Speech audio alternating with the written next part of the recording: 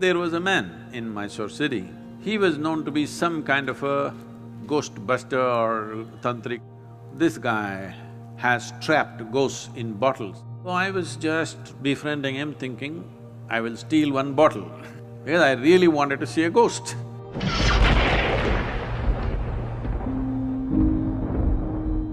Sadhguru, you were talking about stories. So we were conversing and we were agreeing that when we were growing up, some of the best stories that we used to hear from family people or grandparents or friends, senior people, would be the ghost stories.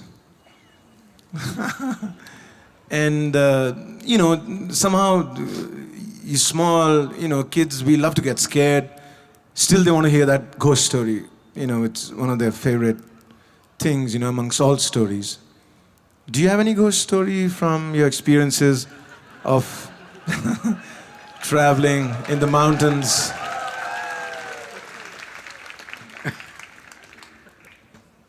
Wow this is really getting him into trouble See, the purpose of telling you ghost stories was not to scare you, but to give you a hair-raising experience. This happened in a barber shop in Louisiana state.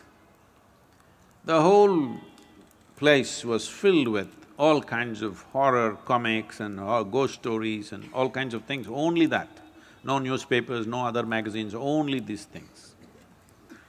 So one day somebody asked the barber, said, why have you put your whole place with this kind of stories in your saloon?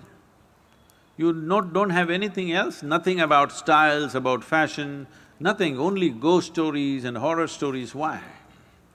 He said, see, for my profession, if somebody's hair is standing, it makes it much easier.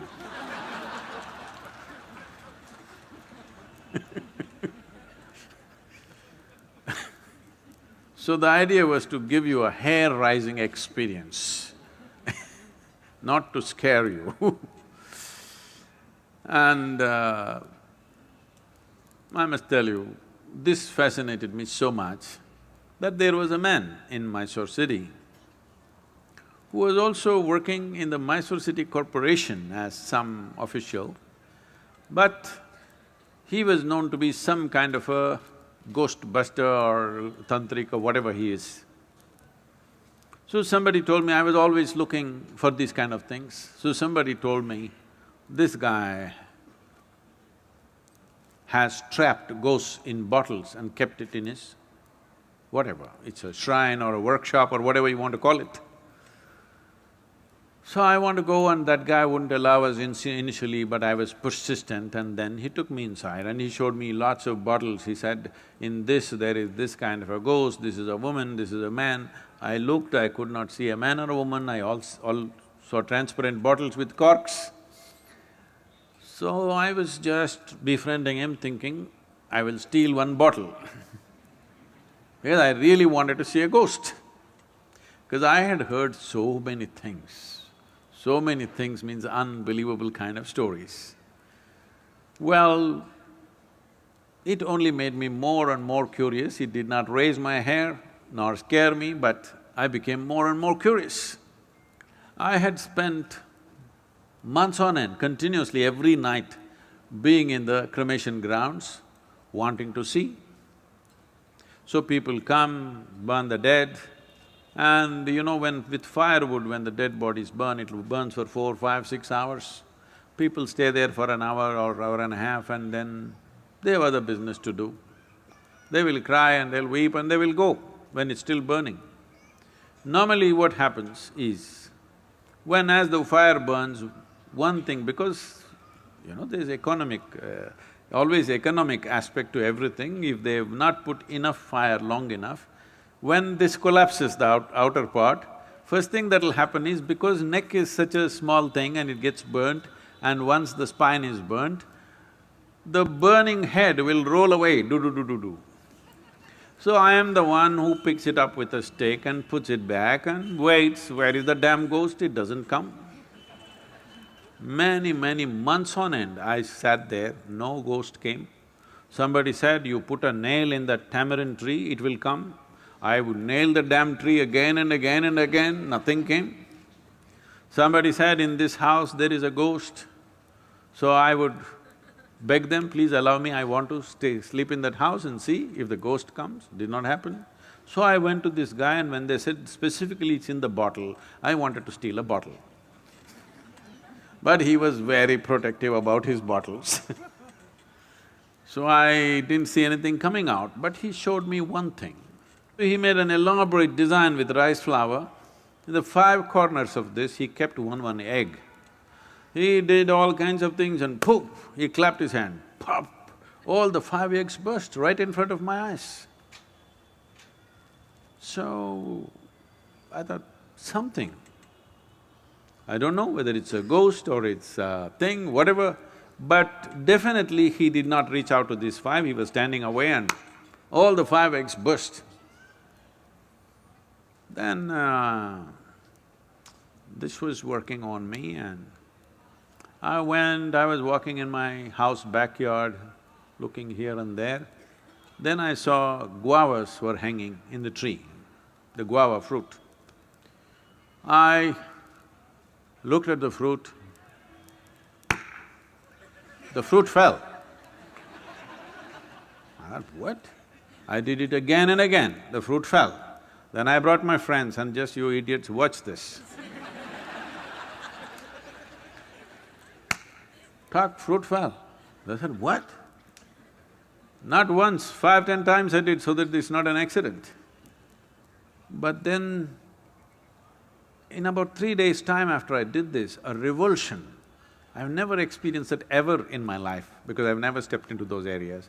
A kind of revulsion went through my entire body that I knew that I had done something very fundamentally wrong. Never again. I said, you want the guavas? Go up and get it. You want anything in your life, go and get it. These kind of things we will never again do. So, I realized something is fundamentally wrong, use your energies like that. So what is a ghost? All of you are ghosts with a body. Those who are walking and sitting, everybody, you are ghosts with a body. But suddenly somebody lost their body and you think they are something horrible. Why? They're just like you, they just lost the body. Is it true that you gathered the body over a period of time? Suppose, let's say you had lost control over how much you eat and you became this big, and then you came to yoga program and whatever, and slowly you shrank into half your size. Does it mean to say half of you has become a ghost? Hello? So if somebody lost the body, 50, 60 kilograms of planet that we have picked up and made into this, if they put it back, is that a ghost? Then you are also a ghost with a body, isn't it? So this abnormal way of looking at life, that just because somebody lost their body, they've become something evil, something fearful, something terrible, is a very abnormal way of looking at life. The nature of life is such that whether… See, right now, this is something you must look at this, not intellectually, really experientially. You're breathing, all of you, are you? Hello? I'm just checking.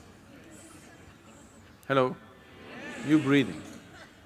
So if you're breathing, let us say this was like a building or whatever, right now we are in the quadrangle kind of place. So there is life here that you're breathing. You may call it air, but it's actually life, because if I take away this will go. Yes? Your life will go. It's only in this transaction, life is happening, isn't it? So it's not just about air, oxygen, this, that. This is a living cosmos. You are like a little bubble, you captured a little bit of life. You know, did you blow soap bubbles when you were young at least? So when you blew your soap bubble, you got this big bubble, I got that big bubble, let us say. We were looking at this, oh, this is my bubble, this is your bubble. Then they went poop. When they go poop, You don't say, this is my air, this is your air, isn't it? This is just like that. This is just a bubble. You captured a certain amount of life and it's functioning in a certain way. When this bubble bursts, there's no such thing as your life and my life. Well, you may not break the entire bubble, you may break the outer surface of the bubble and the inner surface of the bubble may still remain. Just because the outer peel has dropped off, do you call that a ghost? Then you are a ghost with a body.